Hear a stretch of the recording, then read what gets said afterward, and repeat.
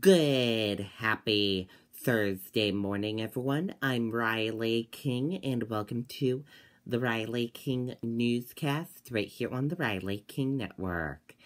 Let's begin. First up, Diversity Forum held in Oyster River School District. Let's take a listen to the video from WMUR News 9, Jean Mackin.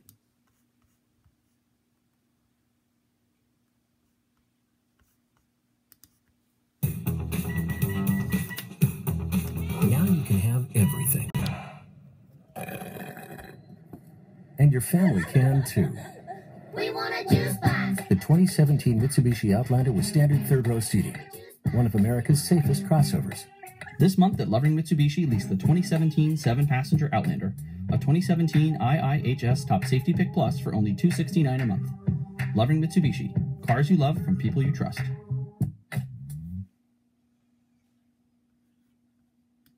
Those that don't know, our children were involved in the racial incidences that happened at the start of the school year. Benjamin Caudle and his wife Grace shared their story with their community. Their 2 children were victims of racist incidents reported in the Oyster River School District, including racial slurs.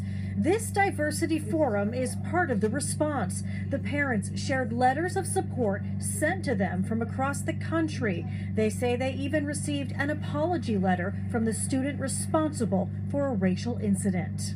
The community has reached out to us in love and support. We know deep in our hearts and as a reality that there are loving, kind people right here in New Hampshire. Speakers were invited to talk about effective ways to tackle the problem. So I ask that you please start teaching your children and one another about the plague of racism.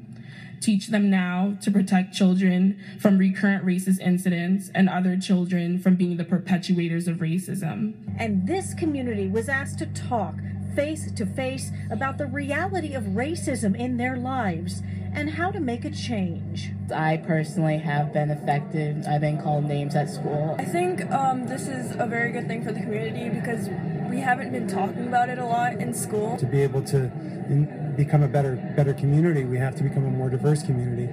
All staff members in this school district are also undergoing diversity training. In Durham, Jean Mackin, WMUR News 9. Okay, and there you go on that report.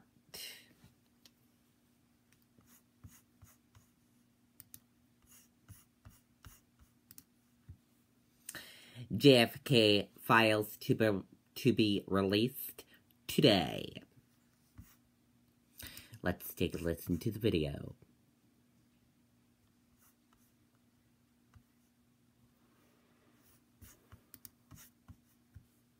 Think of the happiest things. It's the same as having wings. To the stars beyond the blue, there's a Neverland waiting for you. When you leave the world behind, you can fly. You can fly. You can fly.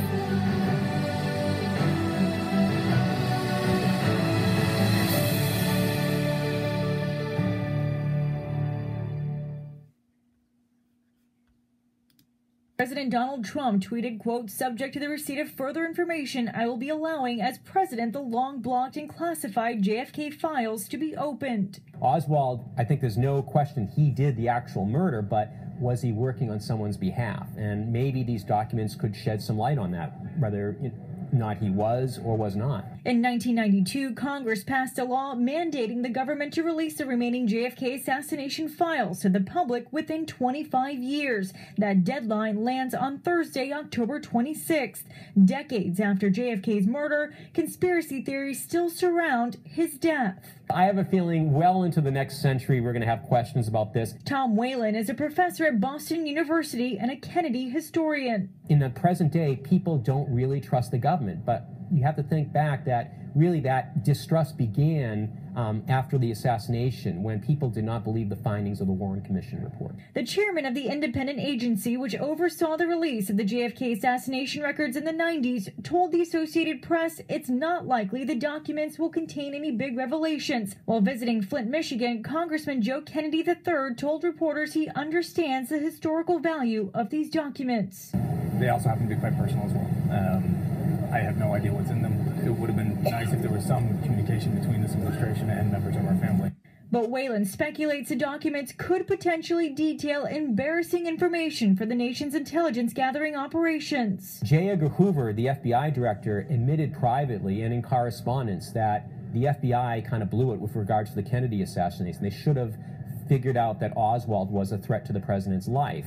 And a White House official says the president believes these documents should be available in the interest of full transparency unless agencies provide a compelling and clear national security or law enforcement justification otherwise. Okay, and there you go on that report.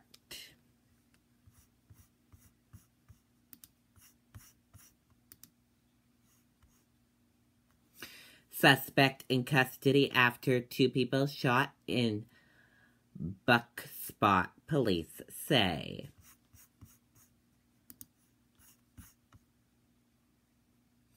Two people were shot in Buck Spot Wednesday evening, and at least one person is in custody, according to police.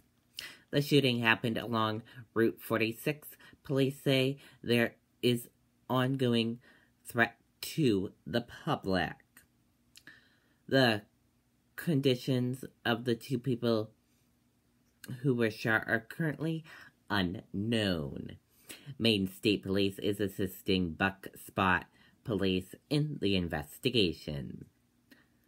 Stay with us for the latest information as we get more information into our newsroom.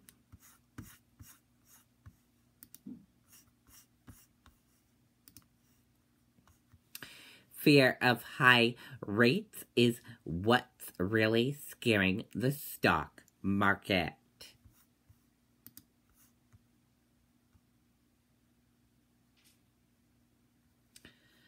A bearish run-up in interest rates spooked the stock market Wednesday, and while a major shakeout may not yet be in the cards just now, analysts say it's a sign of things to come as the world's major central banks move to end SA policy.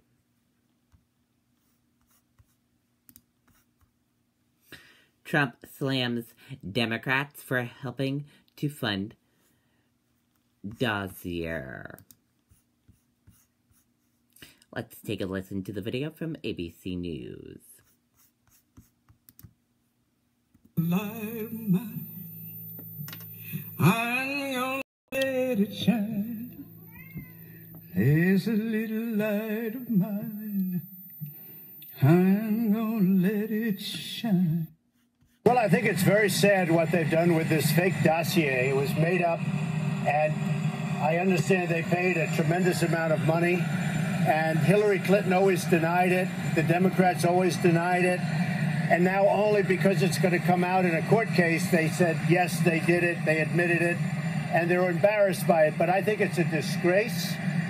It's just really it's a very sad commentary on politics in this country. I don't think so. I think it's fine the way it is. We have actually great unity in the Republican Party. Yesterday oh, that's okay. Look, you know, they have to do their thing.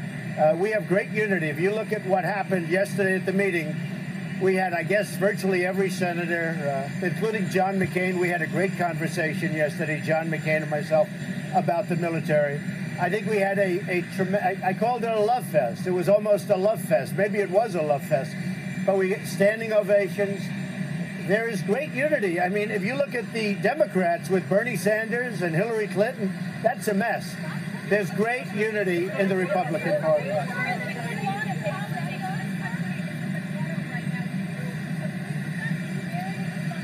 I think it's sad, but I think to a large extent, in all due respect, I think the media causes a lot of it.